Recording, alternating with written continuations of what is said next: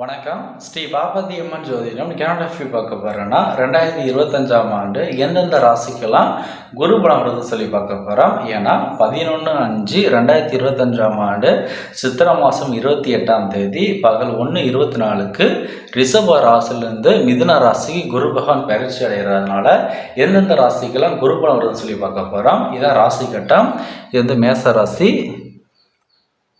மேசம், ரிஷபம், மிதுனம், கடகம், சிம்மம், கன்னி, துலாம், விருச்சகம், தனுசு, மகரம், கும்பம், மீனம். அதாவது தற்போது இந்த ரிஷப ராசியில் குரு பகவான் இருக்கார் கோச்சாரத்தில்.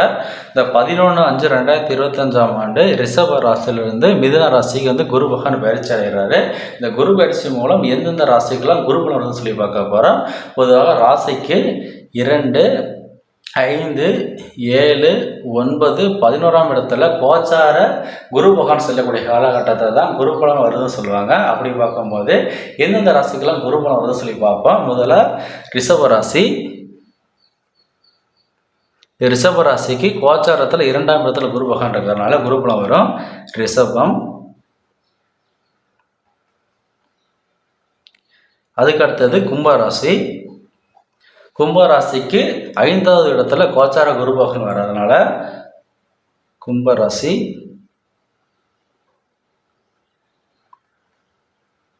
அதுக்கு அடுத்தது தனுசு. தனுசுக்கு ராசிக்கு 7ஆம் இடத்துல குரு பகவான் சஞ்சாரம் செய்யறதுனால தனுசு ராசிக்கும் குரு பலம் வரும். தனுசு ராசி. அதுக்கு அடுத்தது துலாம் ராசி. துலாம் ராசிக்கு பாருங்க, ராசிக்கு 7, 8, 9ஆம் இடத்துல கோச்சார குரு பகவான் வரதுனால அவங்களுக்கு குரு பலம் வரும். அதுக்கு அடுத்தது சிம்ம ராசி.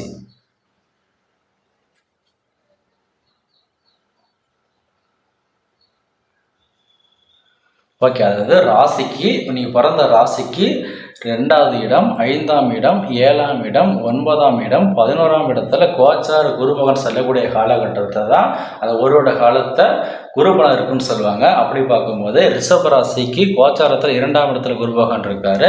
கும்பராசிக்கு கோச்சாரத்தில் 5ஆம் இடத்துல குரு பகவான் இருக்காரு. தனுசு ராசிக்கு கோச்சாரத்தில் 7ஆம் இடத்துல குரு பகவான் இருக்காரு. துலாம் ராசிக்கு கோச்சாரத்தில் 9ஆம் இடத்துல குரு பகவான் இருக்காரு.